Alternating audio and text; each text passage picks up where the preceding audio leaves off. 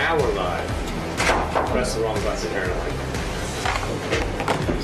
So I wish to call to order this work session of the Lane County Board of Commissioners to order for Wednesday, April 11, 2018. This is a work session on the budget, not a formal budget committee meeting because we have not got the budget message prepared.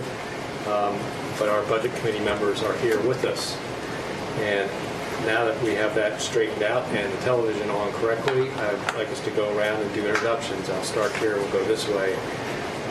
I am Commissioner Jay Bozovich and Chair of the Board of Commissioners. And Dennis Hitchmans, Chair of the Budget Committee, citizen member. Gary Williams, East Lane County Commissioner. Sid Likens, Springfield District Commissioner. Steve O'Greisky, County Administrator. Christine Moody, Budget Manager. Judy Williams, Budget Supervisor. John Mosby, Budget Analyst. Sue Heron, Budget Analyst. Pete Sorensen, Budget Consumer and Lane County Commissioner. Pat Barr, Board of Commissioners. From Bloodman, I'm Vice Chair of the Budget Committee and citizen member. great, thank you. I will now turn this over to Steve and Christine and take it away, guys. Okay, well, thanks everyone for taking the time to be here today. We have not done this in the past. Had a what we've called a mandatory budget committee meeting in advance of the actual budget process when you receive the document. We're doing this year because we wanted to provide, oftentimes we have one more citizen member that just arrived, so I might pause and Larry just to introduce himself. Larry, right here. You want to introduce yourself as you're sitting down, Larry? We already did introductions. I'm Larry Abel. Thank you. So we were just getting started and talking about this is the first time that we've done this advanced work session with the Budget Committee. And I think we've recognized in the last few years that particularly for the citizen members of the Budget Committee, you're not involved in the day-to-day operation of the organization year-round, and then you show up in May for a month of meetings and you get all this information dumped on your lap. You have to sift through it. We present all these things to you, and then we ask you to make some decisions in a relatively short period of time. And so what we want to do is really provide this opportunity today. We'll give a little bit of an overview, sort of a high level. We can't talk specifics. The budget document is being printed, I think, as we speak. So we can't get into specifics, and we'll talk about that on May 1st when we propose the budget, and you'll receive the document the week before that. But today really is just to give you a flavor of some of the high-level things that we're looking at, so you have an idea of that. Talk about the process that and the timeline and schedule that we've tentatively developed, and what we really would like from you today is feedback on thumbs up if it all looks great, but if you feel like you want more time on certain issues or things to look differently or be presented information in a different way, we want to hear that now because then that allows us to plan for that process. So that's really what the point of today is to get feedback from you on whether or not you like the schedule and the timeline and process we've laid out. So just a couple comments on what we're looking at. You shouldn't find any major surprises in the proposed budget for next year. I think I hope that the Budget Committee sees that it's consistent with the approach that we've had over the last several years. You know that we've had a focus on creating and then maintaining a structurally balanced budget. Last year was the first year we had a structurally balanced budget without the use of reserves, no layoffs, no reductions in services in several years, and certainly our goal to continue that effort. We'll have some new proposals in the budget. Some are going to be meatier than others that the Budget Committee will want to spend some time on. You should expect that there will be a proposal related to PERS, and our goal, as it has been for several years, to really tackle the management and control of our internal expenses. We focused a lot on health insurance costs, employee health insurance costs, and debt management over the last few years. And given recent action that the legislature and the governor took in the short session this year around some state legislation regarding PERS, we're seizing on that opportunity to pursue some initiatives, and so that I think that will be we view that as an exciting proposal and one that the Budget Committee will want to have some discussions about. The board recently adopted a new strategic plan, a new 3-year strategic plan for 2018 to 2021. which provides us, we wrapped up our last strategic plan, which was 2014 to 17. We had a lengthy process, and we have one more citizen member who's joined us, so I can continue that thought, but I'd allow Mr. Karaska to introduce himself if you'd like. Phil, you missed introductions. You want to introduce yourself? Hi, Phil Carrasco. Thank you for being here and braving the weather outside. We talked about PERS. There will be some discussion around an initiative related to PERS, and I was talking about the strategic plan that the board recently adopted, a new 3-year strategic plan from 2018 to 2021. That we received a lot of input. Around nearly 800 residents participated, and nearly how many? 650 employees participated in surveys, open houses, focus groups, and we've incorporated all of that. So it's a really robust process, and that will be the blueprint with which we pursue our work over the next 3 years. And so we're following.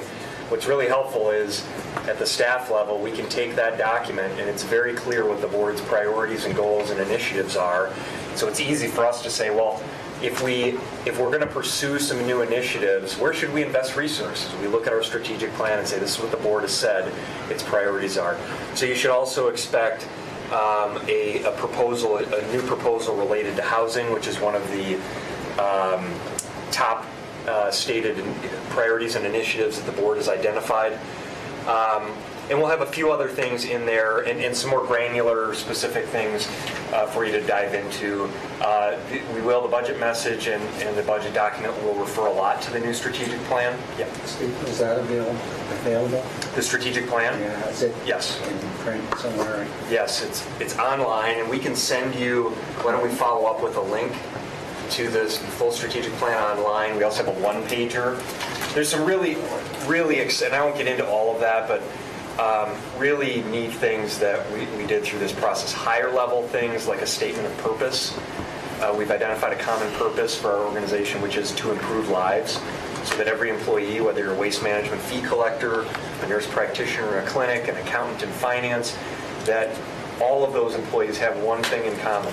Even though their specific tasks may be different, their job every day, directly or indirectly, is to improve lives in our community.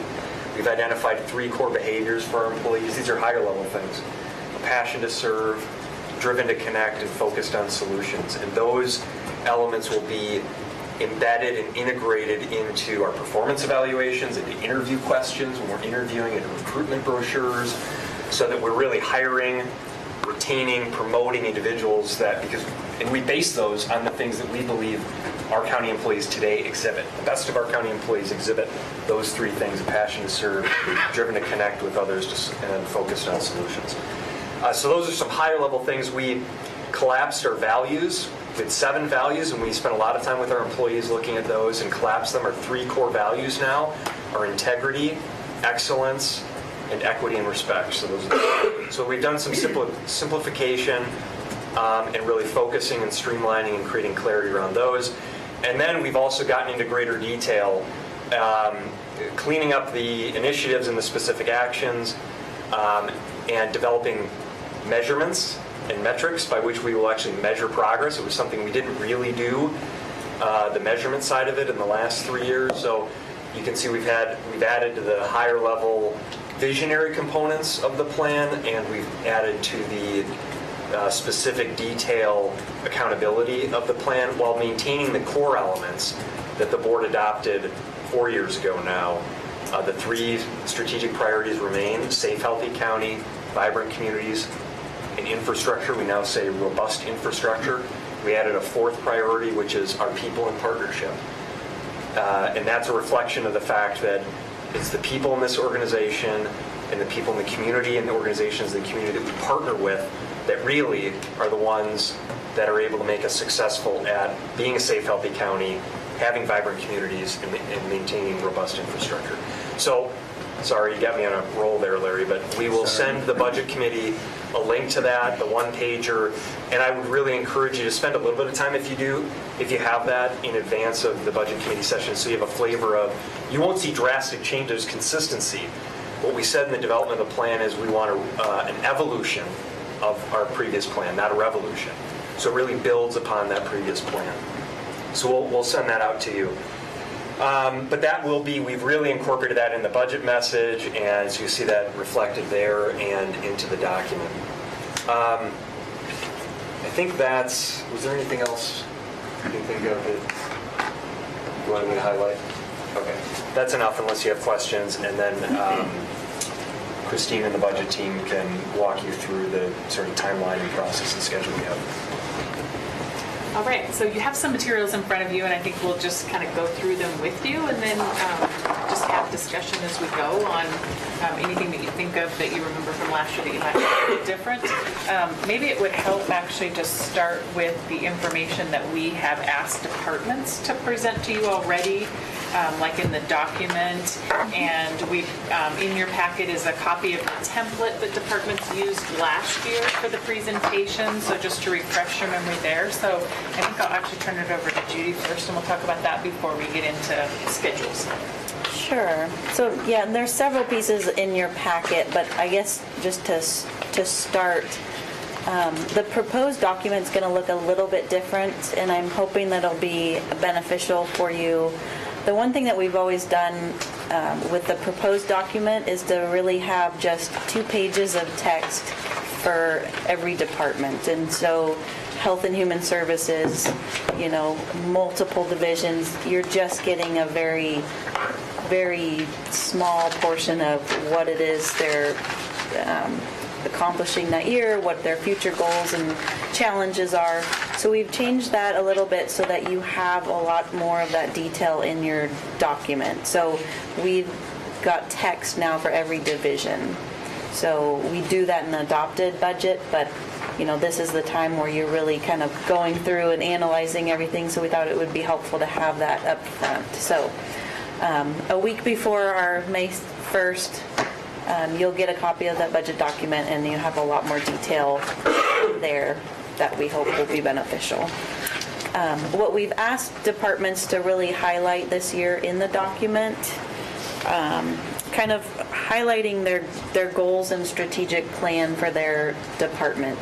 And while Steve mentioned, we have a new strategic plan that did get rolled out to employees today. So it's quite new, so we're not having what you've seen, kind of a one-pager from every department.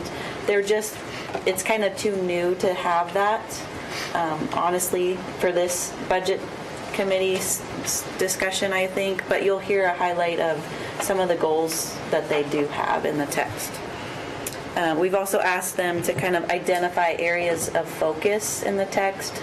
So when they're going through, the accomplishments, future challenges, those are all kind of related to what are your 3 or 4 areas of focus for your department. And then a lot of the similar things that you've seen before. Identifying partnerships, identifying those major milestones, accomplishments, future challenges. So hopefully that text information will be helpful, but let us know, throughout or when you get it, how that, if that's helpful or not. We've also, in terms of, I did put a copy of the survey results in your material. I sent it out last year right when we wrapped up is when we did this survey, so it'd be fresh in your mind, and you just have a copy of those results. So it's not anything new, but I just wanted to put it in there if you wanted to refresh your mind. A lot of the things that we really try and to get from you while it's fresh in your mind is kind of the flow of the whole budget season. I mean, it is kind of jam-packed, and so there's some information in the survey results that kind of go over, did you feel like you had enough time? Was there enough time for question and answers? Did you feel like the subjects were decent and covered all that? And so you have those results there for you. And as Christine mentioned, also in your packet is kind of that template. We started that, I believe, last year, just because you'd seen a lot of variety from every department. And so we really tried to have a unified, high level, what you're going to see from every department, every division. So that's in here too, and I won't walk through all of that. I can if you want to, or you can just jump in and let me know if that's something that you liked, having kind of that template. Do you want to see something different? Do you want to hear something in more detail from departments? That's kind of, again, why we're here to get your input. So I like the idea of having a uniform layout for all departments. It sets a cadence, and we know what's coming up next, so we don't re-ask questions. It saves time and so forth. One thing I would say is if we could, if you test this on the screen so that we make sure we have good visibility. This seems a little maybe hard to read. So just to test out the color palette of the presentation. So that we can quickly look up from our papers and make sure we can see all the text. It's a bit Washington Husky to me. But it doesn't have to be yellow or green.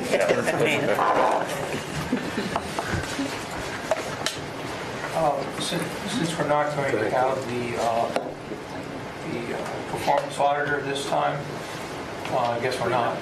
Well, we are. Yeah, we've actually talked to Casey about that, and we offered that for him to either do, it's kind of early for him to do the financial condition report that she handed in 2 or 3 years ago now.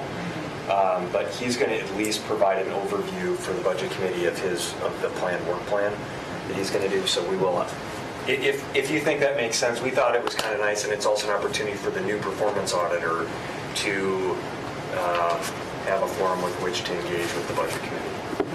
Well, I think it ought to be, this is my opinion only, but I think that we ought to just give him some time. And maybe it's to introduce himself and to say what he hopes to do, and what the plan is, what he thinks the plan will be for the performance auditor. But I kind of don't think we should kind of put him on the spot and say, okay, you've been a performance auditor for like literally hours, so what have you done for us lately?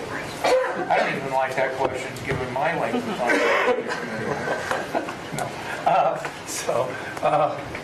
I think that's my feeling, is that we should give him that opportunity. And I did talk with him yesterday, and he was completely comfortable with that. He said that early May would give him enough time to kind of get his work plan together, or at least have some sense of introduction, that type of stuff with the budget committee. So it may be brief, but he was comfortable with that. Okay. Just on those lines, Dennis Hidmans was elected his second year as chair of the Performance Audit Committee. So while Casey is new, he has a very seasoned committee. Yeah, and I met with him officially and unofficially, and I wouldn't be willing to project how set in stone his audit priorities are going to be by May 1st, but he is meeting with all the commissioners. We should have a pretty good idea, but the audit committee will not have met before May 1st to really set what the commissioners want into the work plan. It's kind of an interesting relationship between the two. And then I'll circle back to some comments about the performance, the office of the performance auditor. But yes, I would like, it's good for him to be involved with us and us to be involved with him. Nothing else, I was thinking based on what I saw yesterday, we could have him do impersonations of commissioners. Oh, okay. Yeah, I like that one. Good. It's good. That could be entertaining. On the topic of, this is an important topic that always comes up, and that is how much or how little time should be spent on this whole process.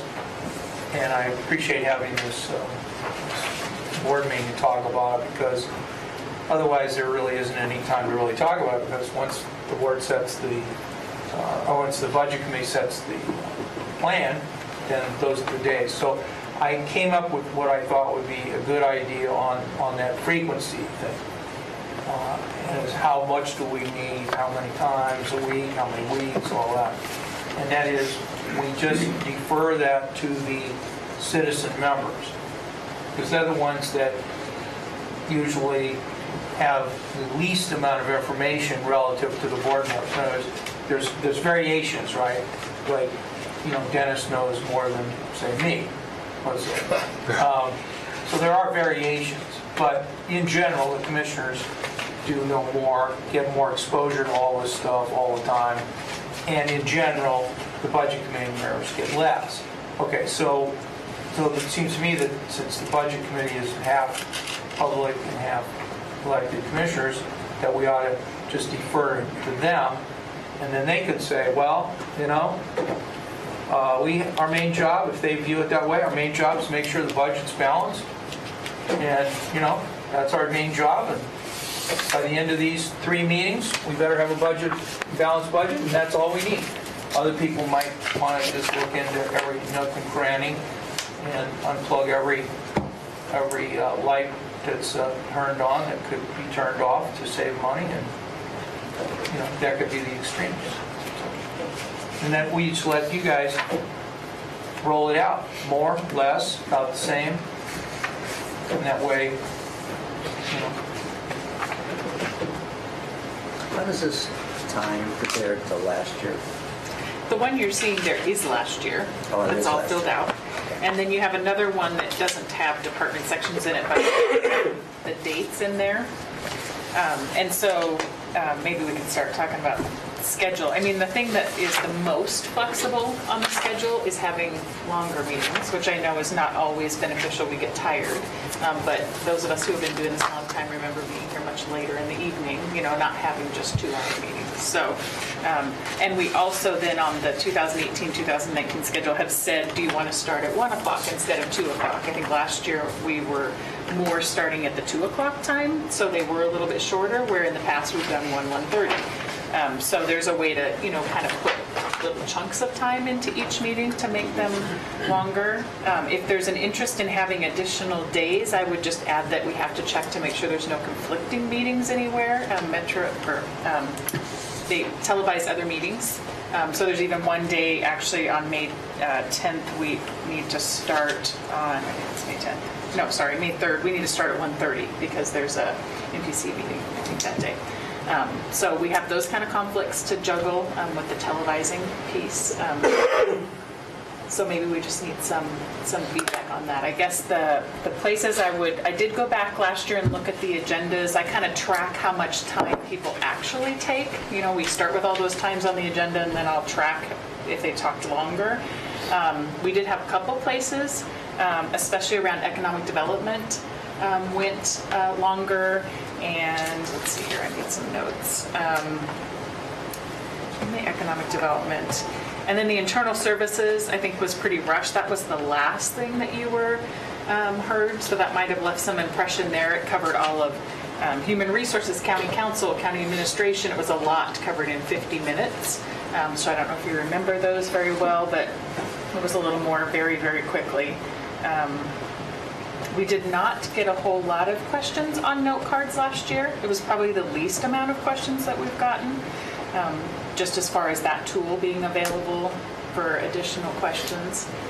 So I don't know if that means that more of the questions were answered in the meetings. I guess you guys would have a sense of if you felt like you still had questions at the end that you didn't get responses to. So maybe with that additional information, if you have any comments or thoughts on the schedule itself, the length of the meetings, that kind of, yes. So one of the things is we haven't had the opportunity to read the budget message, and I have reviewed the strategic plan. And that kind of put me at a little bit of disadvantages to know where challenges or questions are this year. It kind of changes from year to year. And I think that the note card function is essential to the process. I don't think it's a good gauge of this year. I don't think last year's number of cards has any bearing on how many cards there'll be this year. It brings on the topic and how things flow. I remember not having as many questions last year, but I don't think I could have them this year very easily. So that's kind of my feedback. I think that a lot of it has to do, from my personal kind of review of the budget, has to do with the 20%, those areas where there are challenges and everything else. So 80% of it's going to be, it needs to be done that way and so forth. But if there's areas where the county is struggling or where there's a place where myself as a citizen can add value, that's what I want to be able to spend more time on personally and to be able to get more answers. So that can help. Pete and Larry. Does anybody else want to go? Well, Larry had his hand up. So go on. Larry? Yeah. Larry, you go first. I've already been recognized. Well, I just know last year we were rushed several times, and I can't give you specifics about which presentations, but I don't know how. One thing, if people went over, that put pressure on other people to do it fast, so that's just my general comment.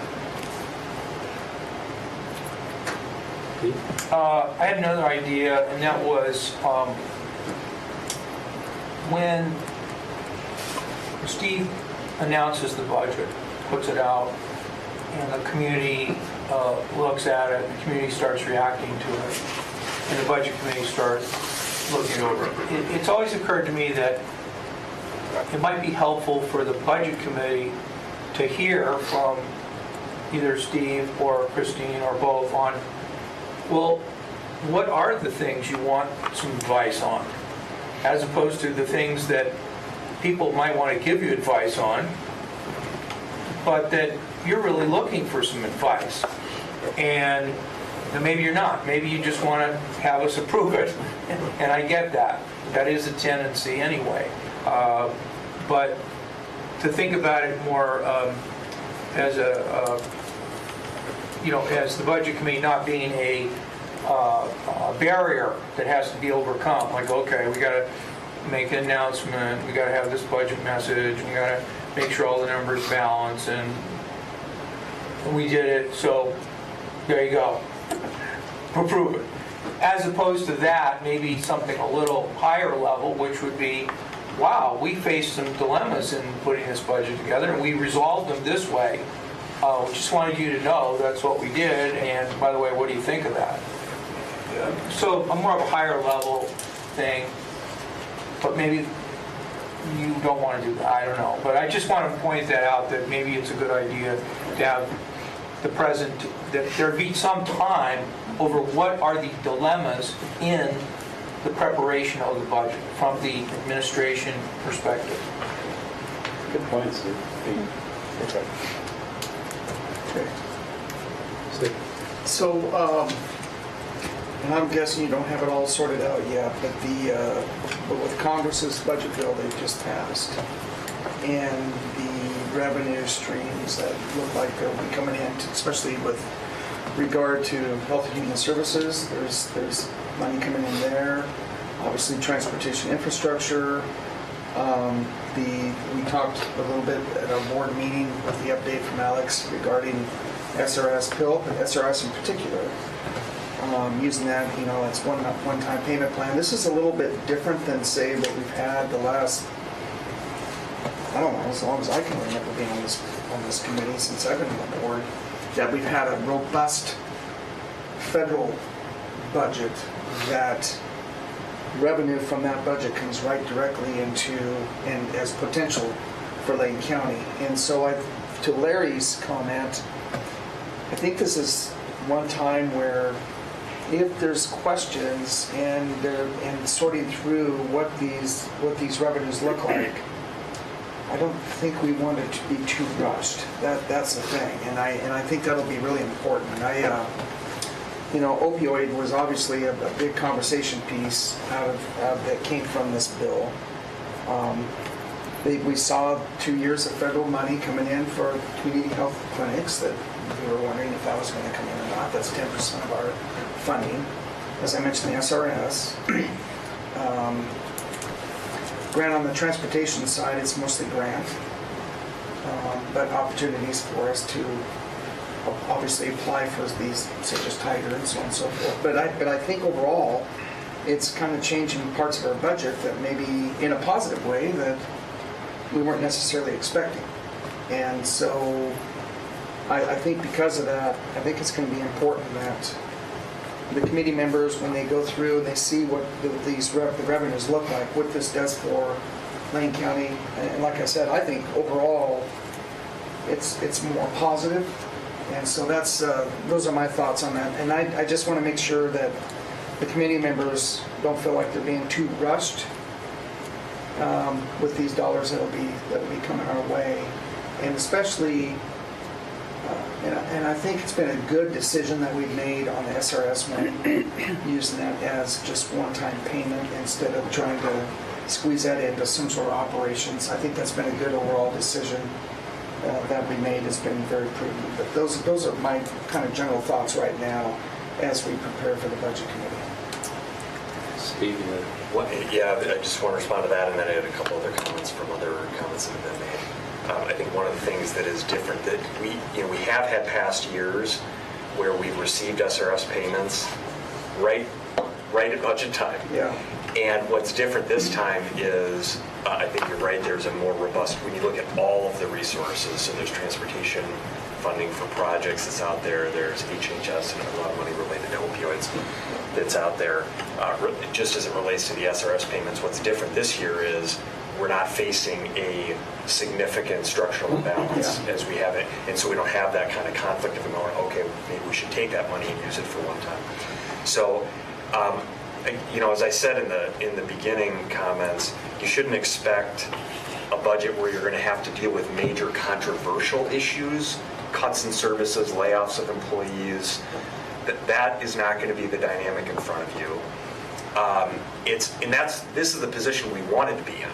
So, because it's an opportunity cost thing. If you don't have to spend your time, if we all don't have to spend our time figuring out how to fill a budget hole, and whether or not to cut services and employees, which we've had to do in the past, what do we spend our time on? We can spend our time now thinking about how do we invest the limited resources we have in the most important things, the things that are the highest priorities to the board and the community, things that are going to have the greatest return on investment.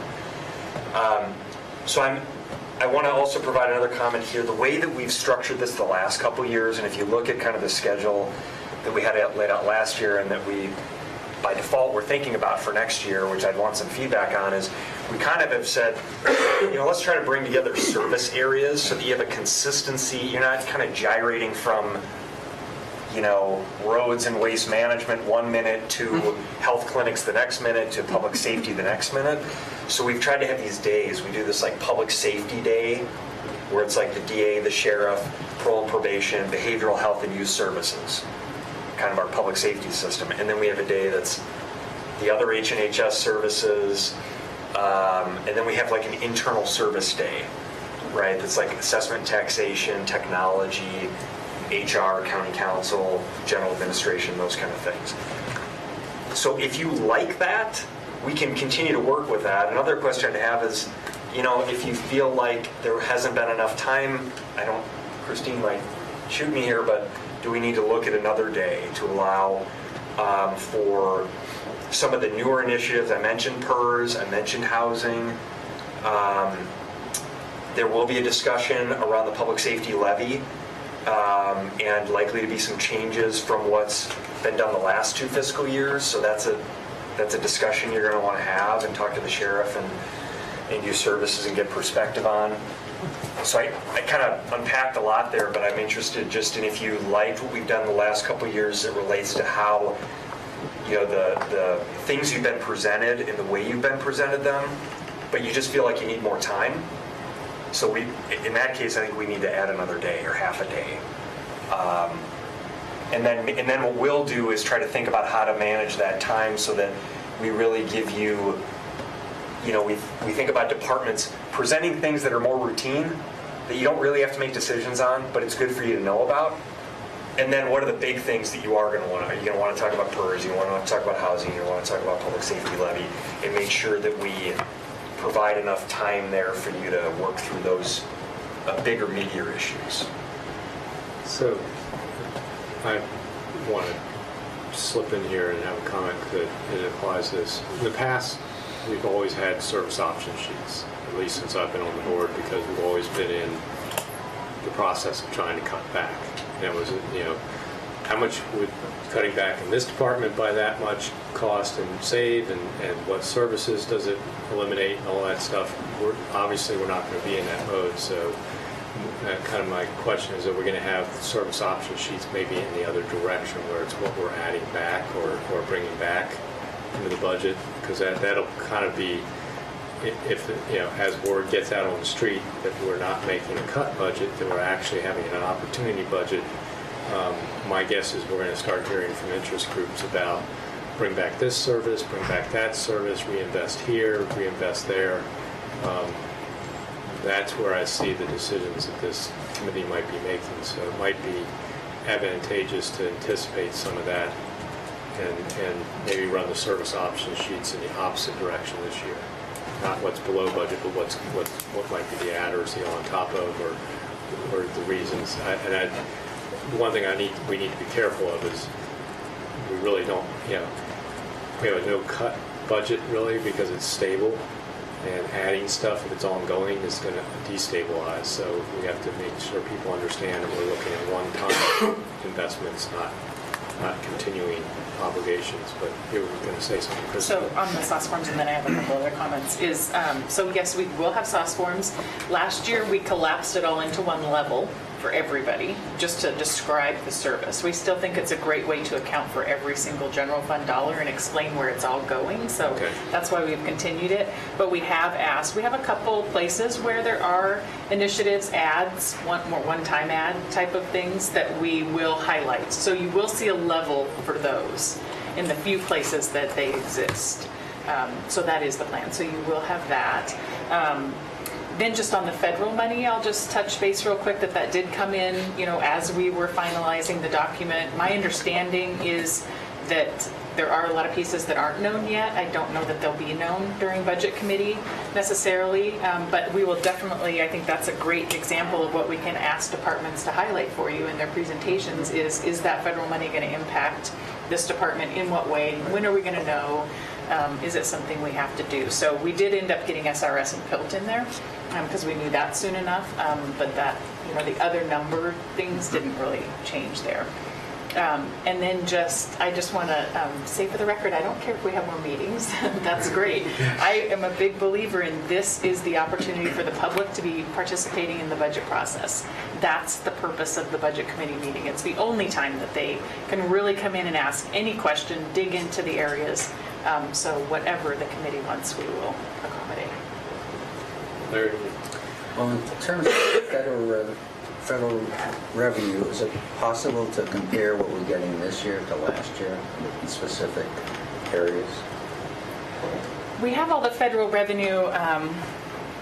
It's all broken out by account, and you've got the couple years of actuals and then current budget, next year budget. So yeah, we can definitely ask maybe departments to highlight for you in a way that might be more understandable than what I'm describing as account lines. But yes.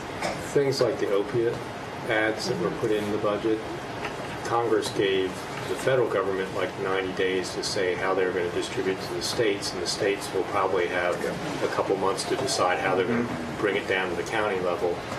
Those sort of things we won't know. We're not going to know yet. There's several pieces of the budget that the federal government hasn't figured out how they're distributing the money yet.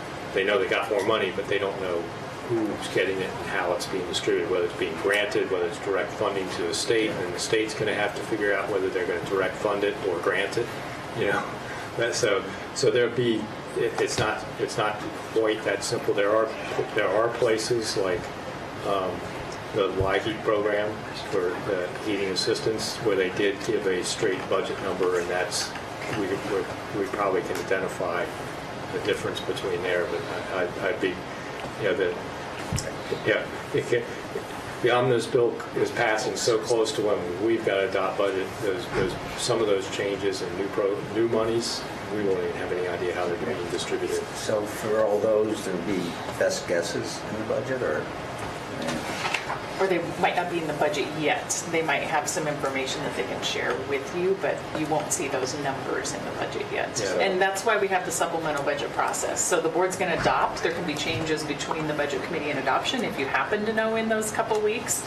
Or we have supplementals 4 times a year so that they can get those in. Unexpected, yeah.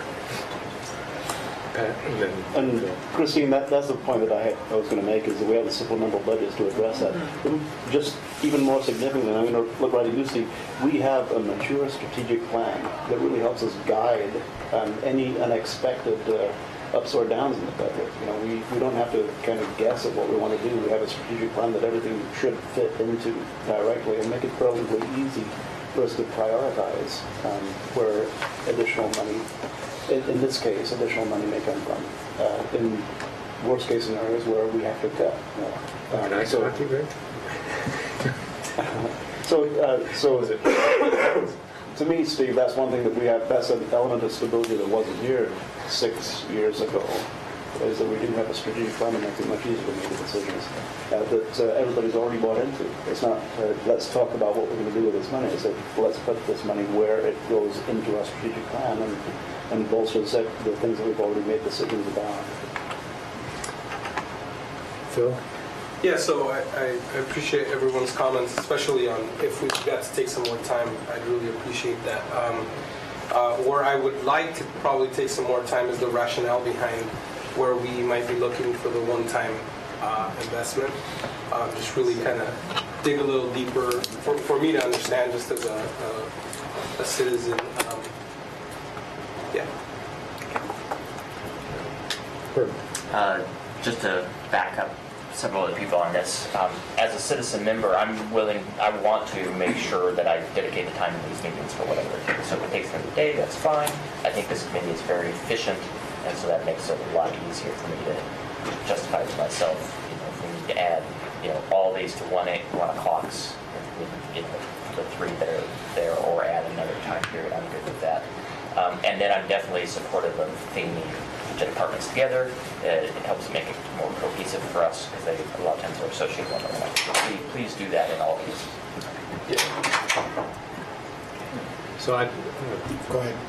I want to, just before I forget about it, there was a mention that there was going to be some discussion about the levy and rate setting. I think we need to make sure we set aside proper time for that, because that's going to be kind of a pretty major discussion, because that ties into some other services and all that stuff, how that rate setting, because that's really one place is the board can't set the levy rate. We can adopt what you guys recommend, but we can't, the budget committee is actually where that rate gets set. So that's a really important thing I want, as a budget committee member and board member, I want to make sure we allow enough time for that conversation. So if that's what that extra day is about, or extra hour or two here and there, to make sure we have that time, both with youth services and the sheriff in the room, and talking about that rate setting process. And make it very public. I've been taking notes, and so I'm going to kind of shotgun a number of my personal opinions. I think they're all extremely important. So, Go ahead, Dennis. We know they are. yes. First of all, Steve, you mentioned earlier something about measuring progress. You don't need to get into that now, but I assume, or making assumption, the auditor will be involved in that effort. Okay. Yeah, do you want me to answer that? No. Oh, okay. That's my assumption at this point, and I'll circle back to that. Committee member, my preferences as chair, if I remain chair for ground rules of order, conduct. I recognize it's an election year for 3 of you, and that's important. But I would like to keep the board level policy discussions out of the budget committee process, and hopefully you'll be respectful for the citizens' time is not diminished by making speeches. And I don't know if I said that exactly right, but... You said it exactly right. Okay, because policy or budget law specifically prohibits policy discussions at a budget committee. So be aware of that. I'm not going to try to rein in you commissioners. I recognize the importance of your job and the effort that you put into this day in and day out, but that's my comment on speeches. In terms of spending priorities, I would like to begin the advocacy for some staff support for our performance auditor. I don't know Say that one again. I would like to advocate for some staff time to support our performance auditor. My impression is he's having to do a lot of staff work, and he is a far more capable person in terms of doing audits and professional work, and some of this needs to be delegated. So we get better use of his time, particularly if he's going to take on some more responsibilities in terms of measurement. Citizen questions. I think every question should start off with, help me to understand. Phil, you're the kind of the junior guy. I would advocate that the citizens start with a position of support and not try to gotcha. You know, this budget has been through the management team for several months. It goes to county administration, the budget staff, all subject to budget law. And in my years, I don't find gaping holes or reason to believe that there is anything afoot in terms of malfeasance or trying to hide things. So Did you ever see that in prior years? That kind of, I got you stuff in prior years, was that ever there? no, but there were budget committee members, and there certainly were times where we literally focused on where do we buy our office supplies. And in times of severe cuts, there was a lot of dissension amongst the budget committee about what to cut, and a lot of suspicion about this person, you know, hiding something. And there have been things in the past, not since Steve's been here. So help me to understand should be the motivating question. In terms of new hires, if we bring a position back, I'm going to ask that if it's sustainable. If it's going to be a one-year thing, then identify it as such, justify it, and don't add to or bring us back to the strategic. Structural deficit. Yes. We're going to be, citizen members, I believe, are always, as Lynn mentioned earlier, we are kind of uninformed as to what the commissioners' priorities and discussions and meetings and what the public is saying to the commissioners. This year we have a strategic plan, which is fresh, and so we can use that as our citizen guide to, does the budget reflect your own citizen plan or your own strategic plan? As far as budget presentations, I'm almost done. As far as budget presentations, I think there's equal balance in terms of departments, budgets, and activities seeing the light of day. We've all been here. We all understand the work of the sheriff. We know the jail capacity issues have been improved, certainly. But this is, like Christine said, this is the department get to see the light of day. It goes on the website, public can see it. I think that has value.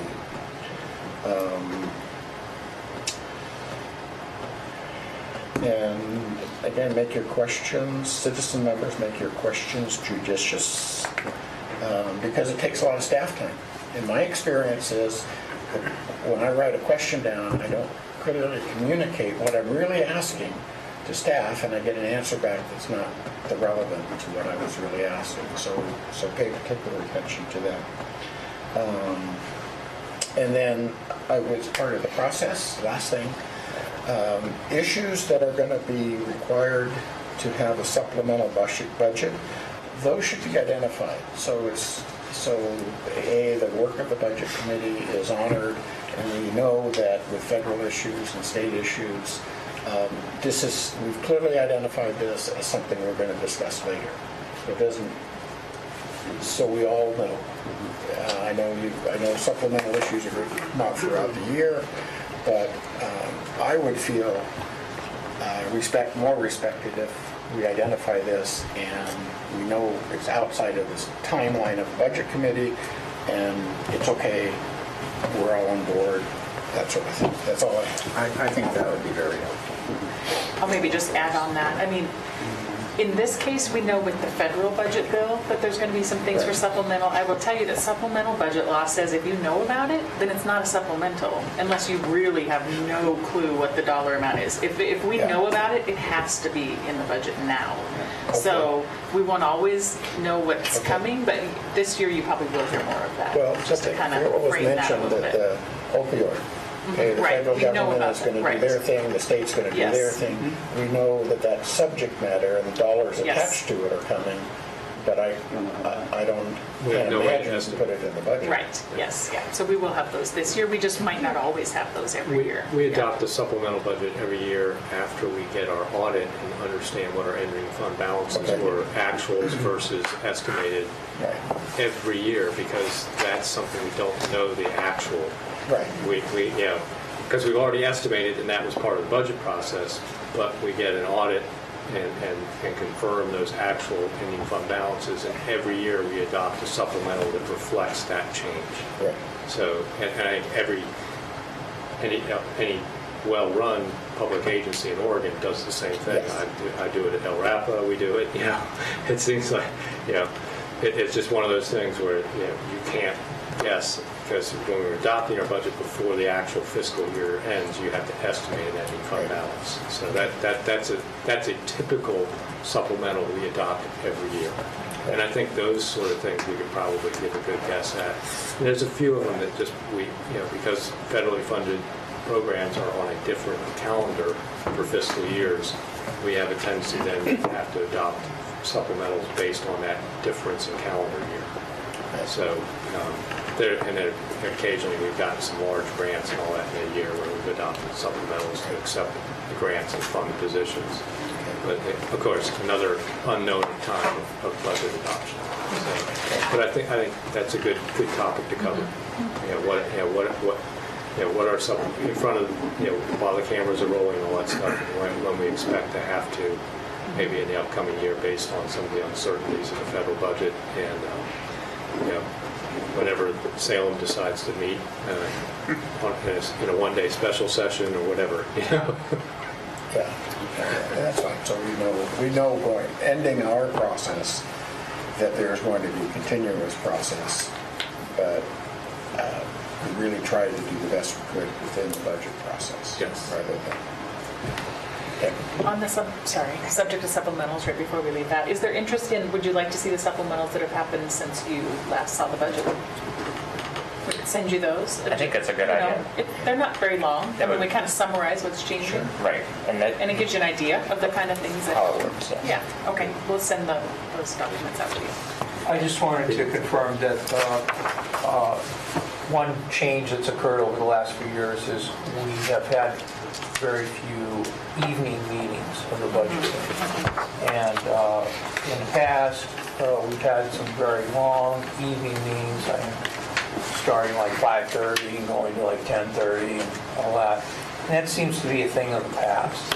And we've moved more to a afternoon, Tuesday, Thursday afternoon kind of format. So I just want to confirm there's only 2 planned evening meetings. There's the presentation, and then there's the wrap-up of the adoption of the budget in May.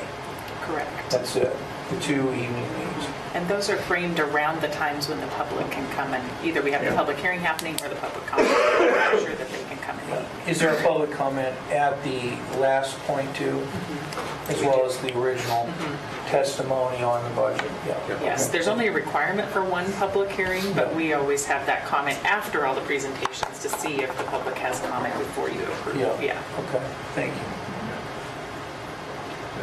And it's important to have those, I think. Oh, okay. I was just maybe going to get some feedback from you now on, if we're talking about another day, how you feel about it occurring in a week that already has 2 meetings. We in the past would meet on election. That's when they were evening meetings. We found that wasn't very convenient for those that had an election happening. So that's why we stopped that Tuesday. We could do an afternoon that day. So I guess some feedback on timing. We really can't go too much later in May, we might be able to go to early the next week, just with the timing of how fast we have to publish things and get it, the public hearing on the approved and stuff. So maybe some feedback on how you feel about those We're weeks. deliberating this year a week ahead of last year. Correct. Is there a reason for that, or is it just? We're back like to it the is? schedule that we used to be on. Last year was a week late, so it cut, yeah. I'm actually good with afternoon on election day.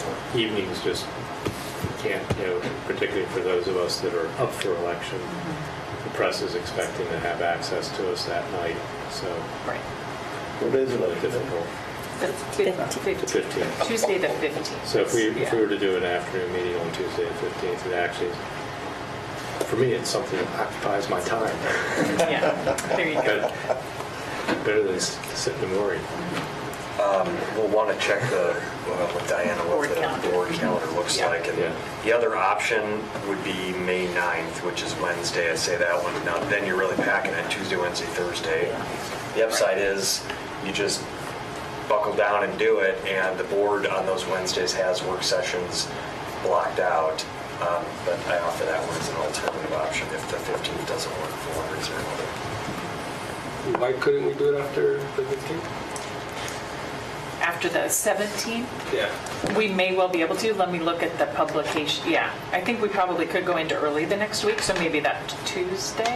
We have to look at the board meeting for that It's day the too. 22nd. Yeah, to see what the board agenda looks like. Sometimes we have the public readings that are already scheduled. I just have to make sure there was nothing in that afternoon. Yeah. We do have stuff on the 22nd. I know we set the, we set the reading, we have two of them. Okay. We have a street Yeah. vacation and we have another reading of chapter 14. The final adoption, I think, is set for the 22nd. We could potentially look at that Wednesday if you're not planning to do 3 meetings in a week. Would that Is be for there- deliberation? Wednesday the 16th. Right, you're always going to do deliberation last. The last day, Right, so right. then we're looking at an evening meeting if we push it after the 17th, right? I wasn't even thinking of I that. would love that for a personal reason. but- Oh, right, yeah, The 22nd, you could do the evening for the 22nd, is that what you're saying? right. Because deliberation we typically do in the evenings so that the public can come and attend the comment, yeah. So there would be another work session then on the 17th instead of deliberation. Yeah, if we did an evening on the 22nd, that'd be fine. Okay. So we heard the afternoon of the 15th or the evening of the 22nd. Does that work for everybody? Would that make the 17th an afternoon meeting? Correct. Yeah. And unfortunately, those later May ones, I've already got conflicts for. Okay. I am open for that 9th, which is the one between the 2 existing ones. Okay. That was mentioned earlier. Okay. But You also have a conflict on the 15th? I do. Okay, so the 9th would be. I got two, actually. Oh, okay, okay. And I would have a conflict on the 17th. For the As- afternoon? Yeah. Okay. As LCC is doing their own budget. Okay. We're doing our own budget. How about the evening of the 17th? The evening of the 17th. You We would have have a meeting, an LCC budget committee. So that's Oh, that's currently the current schedule is Yeah. deliberations. Yes, the okay. 17th. I mean, I already kind of have a conflict. So is the 9th, does the 9th, Wednesday, May 9th, in the afternoon work for everyone? Say again? That Wednesday, May 9th works for everyone as the additional work session?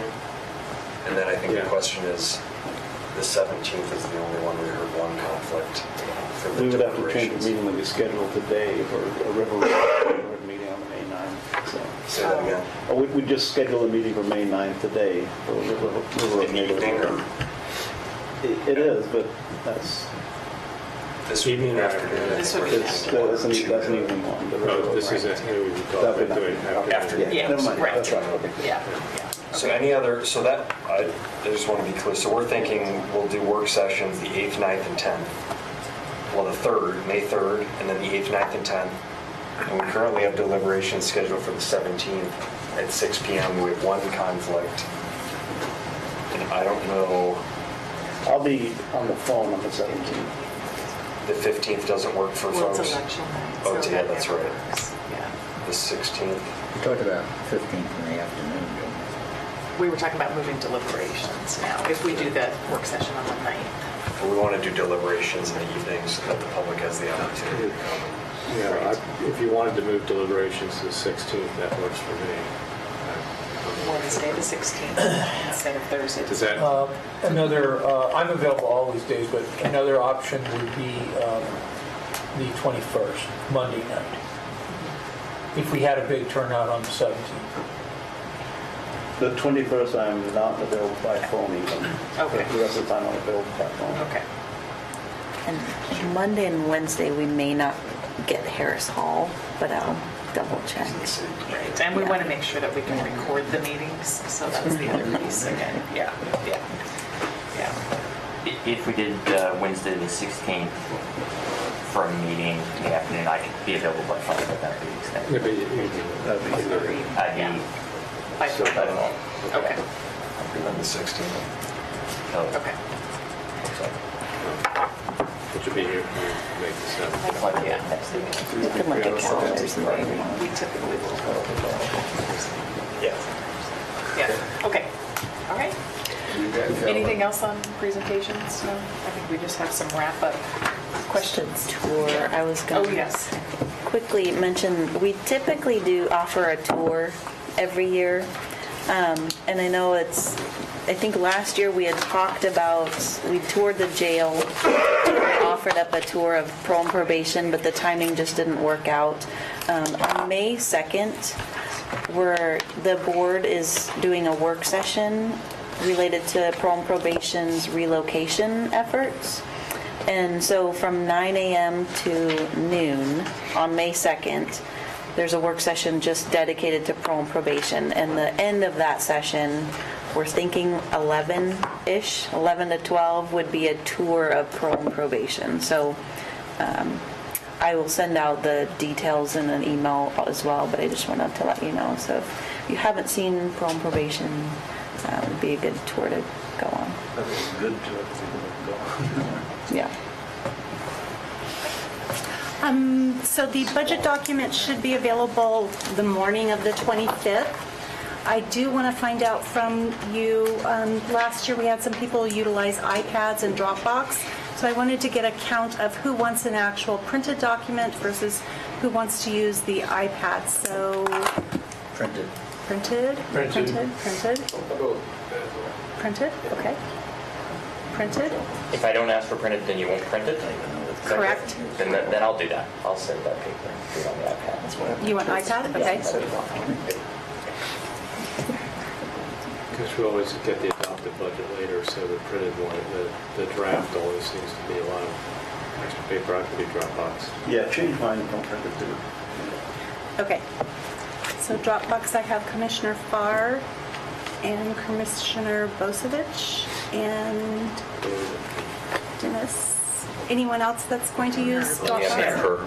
Thank you. I'm going to take it. Yes. Yeah, it's out of the 20 less time on the phone, Right. You want to do Dropbox too? I thought of that. Dropbox. Okay.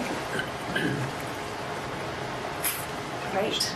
So Dropbox is going to work exactly the same as last year. If you have it on your iPad, you can just log in and the files will be there. Does anyone need a county device this year? I think, Phil, you were the only one who used a county iPad last year. I'll use the county device again. I'll get an iPhone 10. Do you need one? Do you not have He wants a new Well, I was just phone. thinking, if we want to harvest more trees, maybe I should. Nice job.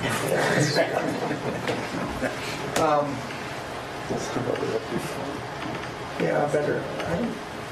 For some reason, it's not added on it. I need to add it on that on my Yeah, John can help with that. Yeah. Yeah, so I can work with you guys one-on-one to get Dropbox set up if you need assistance or if you're having trouble logging in or anything. We're ready. Perfect. I'm a 23-year-old. I mean,